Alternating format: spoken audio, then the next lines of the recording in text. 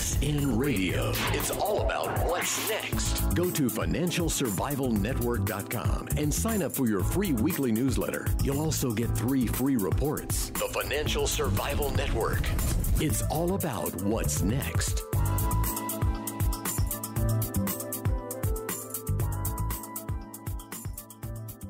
Welcome. You are listening to the Financial Survival Network. This is Kerry Lutz. Sorry, voice isn't real strong. I'm just still fighting off this cold, but the show must go on. Just like the market rigging and all the deception, all the lies, all the management of your perception, which is wearing quite thin. And on that note, we've got Bix Weir with us now from roadtorooted.com. Bix, how are you?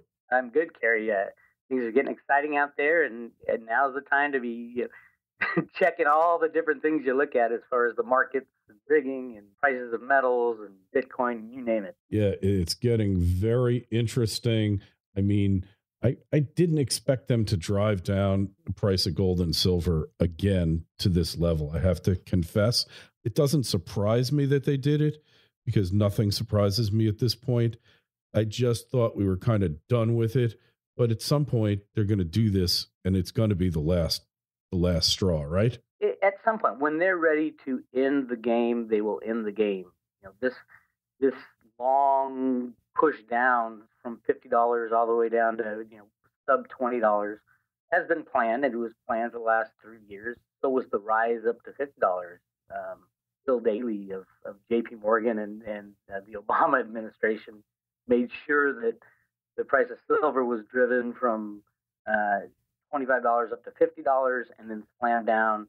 And then Jack Lew took over, and he's been pushing the price of silver down. And you can tell by the sentiment out there that nobody's interested in gold and silver anymore, or nobody wants to think about it or talk about it as they destroy our monetary system. So, if I had that kind of power with those computer programs and no regulators looking at me, I would do the exact same thing if I wanted to keep the system going. Yeah, so nobody's buying and nobody's selling, and there's no volatility either.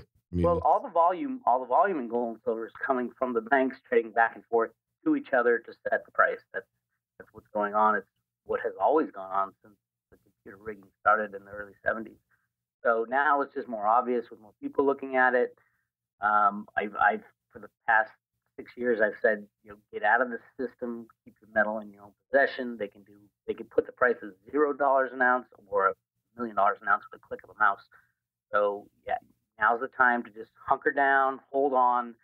I do believe the system is coming apart on many levels, and I still am saying by the end of the year we're going to see a brand new market in gold and silver, a brand new monetary system, and there's just a lot to go on in the next few months. And so you really still think by the end of the year, and it's getting like silly. You look at the COMEX, I mean, the inventories there haven't changed. And, if you look at how many contracts are standing for delivery, where are they getting all this metal from? And they have to be settling these contracts for cash. And, it's impossible to know what really is going on here. But that's assuming that the figures are right and the markets are functioning properly and all that. The CME can change the rules, just like the LBMA changed the rules. Anybody can change the rules who controls the system. As long as you're playing in their system, expect to lose everything. If you can get out of their system and kind of just wait out the chaos that is coming and is closely upon us. I don't know if they're going to let the price of silver go up or down or sideways, but I do know that if I have metal out of the system, when their system implodes, and I do think they're going to force it on themselves because they know the system is pretty much done. Russia, China, the BRICS countries, everybody knows what is going on, and they're positioning themselves. And at some point, the United States will have to stand up and say, okay, we've given away all the jobs. We've given away all our monetary rigging power to the rest of the world. Now's the time to take care of our own business and end this game. And it was a Treasury Secretary back in the early 70s that told the world that the dollar might be our currency, but it's your problem. Uh-huh. We're going to very soon find out exactly what he meant by that. because the United States is the largest debtor country in the world. So a crash that wipes out the banks and the monetary system will be the best thing for the United States at this point. Yeah, and yet the dollar keeps getting stronger, at least in theory. You look at the U.S. dollar index, which really is just its strength vis-a-vis the euro for the most part, and the yen. It's not. I don't think it is. I think it's run off the same computer programs, and it was Paul Volcker back in the 70s that implemented the forex trading programs, and he taught the world how to float a currency and how to rig a market, and Alan Greenspan was working on gold and silver markets, and they put these controls in place in the 70s, and they're so magnified now with the amount of derivatives that are being traded. Everybody looks at the value of the dollar and how it trades on the FX exchanges. What they're not getting is 99.9% of those trades are banks and governments trading back and forth to each other to set the price. So there is no real market in currencies, oil, gold and silver, in anything anymore. It's all rigged on these computer programs run out of the Fed, Treasury, the large bullion banks, and some very key hedge funds like BlackRock and Carlyle Group, and the one that Tim Geithner went to. I forgot which one that was, but as soon as he got there, he put down his computer programs into their system, talked with all his buddies at the Fed and the banks, and he's part of that game as well. So it was Warburg Pincus where he was. Right. And another storied name. Colluding to set the price, and it's been going on for a long time. It's just more obvious now because more people are waking up. Yeah, it's kind of like if you were watching a baseball game, like watching the Black Sox of the early 1900s in a World Series that was already bought and paid for, right? Yep. Same thing. Although they're getting to the bottom of the ninth inning now, and the plan all along was to crash the fiat monetary system. I talk about it a lot at the Road to Ruta. The Fed Boston talks about it a lot. The best way to return to a sound gold-backed monetary system is to destroy the fiat system. It's actually the only way to return to it, and that's what we've been doing for the past 40 years. Yeah, just amazing that how long it's taking to get there, and that so few people are aware of it. And recently, you had some thoughts on Bitcoin. Tell us what you think of what's going on with the value of Bitcoin.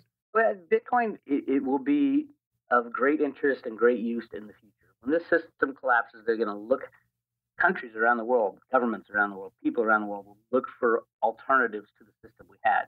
No one's going to go back to that system because they would have lost everything.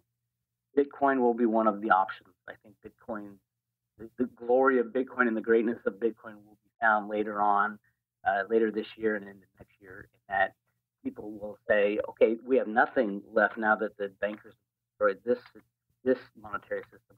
What do we have left? We have gold and silver. Well, that's great, storage, and do we have enough of it in the United States to use as money? Yeah, I think of gold. We definitely, I think we do. We've been hiding a lot of it in the ground, and there's a lot of talk that the U.S. has been kind of hoarding gold and storing up gold for the past 30, 40 years in order for it to coin real money, get back to constitutional money. So we'll find out after the crash if we have it or not.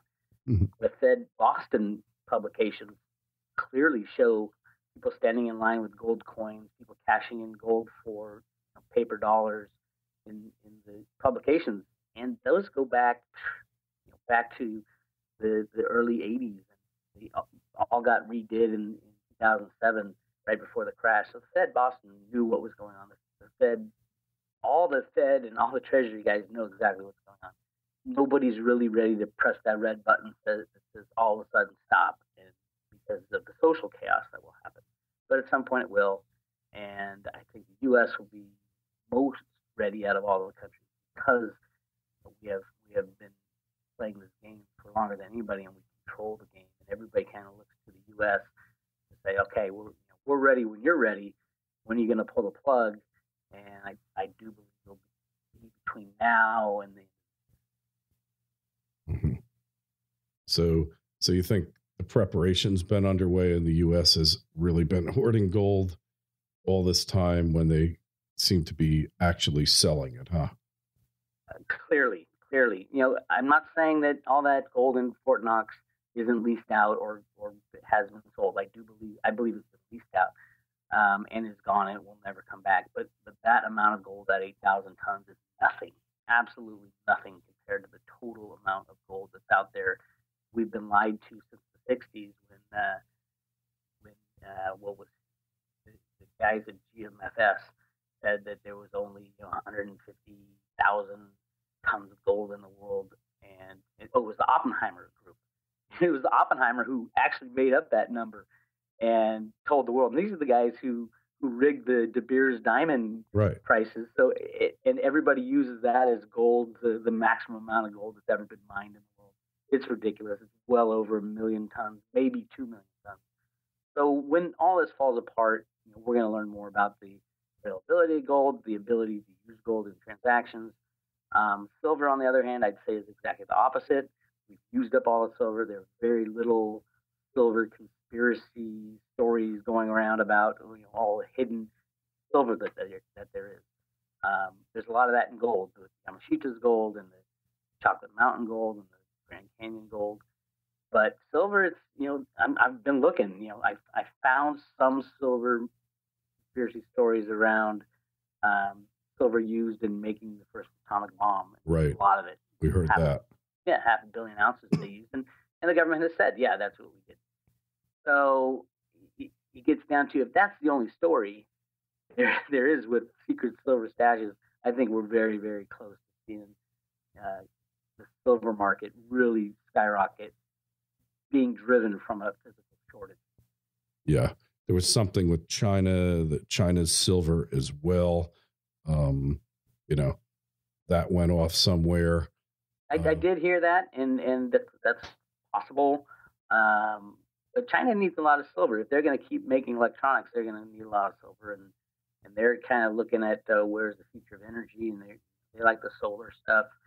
And who knows what's going to shake out after the crash, because there's all kinds of new energy, new ways to make energy that should come out after the control ends. Yeah, well, we got nanotubes with carbon and silver, so there'll be interesting things. There's also some rumors about India with silver hoarding, but there is, we know that there's definitely not a lot of silver above the ground, and there's not a lot of investment silver. There's some, but a couple billion ounces, we don't really know how much, but we know it's not a lot. We know there's over 400 billion ounces of paper silver traded every day. So, that's where the price is determined. That's what, it's in the numbers of the CME and the LBMA. It's somewhere around 400 billion ounces when there's supposed to be only, that's traded every year. That's what sets the price. Where there's only supposed to be maybe 1 billion ounces of above ground silver available, including all the ETFs and all the jewelry around the world. The numbers are crazy when you run the numbers. And Jeffrey Christian will tell you that the silver market is not manipulated. There's millions of ounces of silver, billions of ounces everywhere. And he's of course not. Chill. Of course, the guy drives me crazy. But he's paid to support the derivative market. He's out there now telling mining companies and people who want to hedge silver too, you should start getting into hedging again because the price is going down and you would have made money. Well, the same problem happened in the 90s when him and Robert Rubin were running around telling the mining companies to hedge their gold production and silver production. What happened? They lost billions upon billions. Newmont Mining, all these companies went out of business because of Jeffrey Christian's hedging philosophies, and now he's pumping it again because the price has been going down. It's embarrassing for companies to listen to him, and the only companies who do listen to him are those on the take anyway, like the guys at Fresnello and Hochschild, I think it's called, and they're starting to hedge their silver production only because they're part of the bad guys. And yes, there's a lot of companies that are part of the bad guys, but there's also stupid mining companies out there. Yeah. To guys like Jeff Christian. Well, they've been taken in a lot. Hey,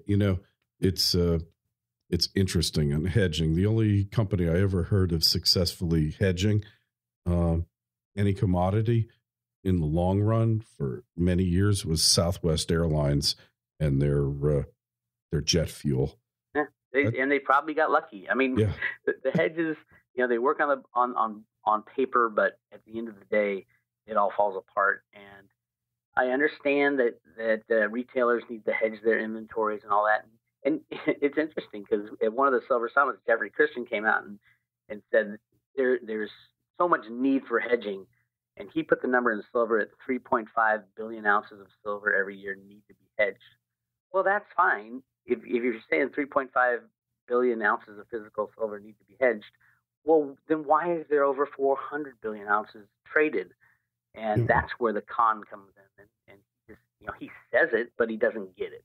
But we're not producing 3.5 billion ounces of silver. So why do we need to hedge more than we're producing? That number is so off the wall. And he splits it out and says there's 1 billion ounces of silver jewelry that needs hedging. And there's, some of it is double hedged because you have to refine it and then process it and needs hedging all along the way.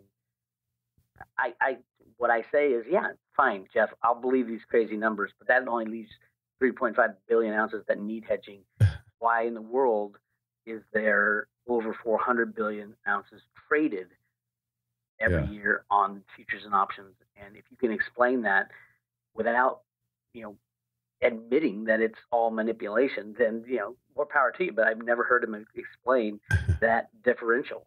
And nor can he. And even Gary Gensler at the CFTC asked him that in the meeting. It's like, where are all these? Why do we need all these trades if such a small portion of it is true hedging? And he couldn't answer it, of course. Yeah, silence.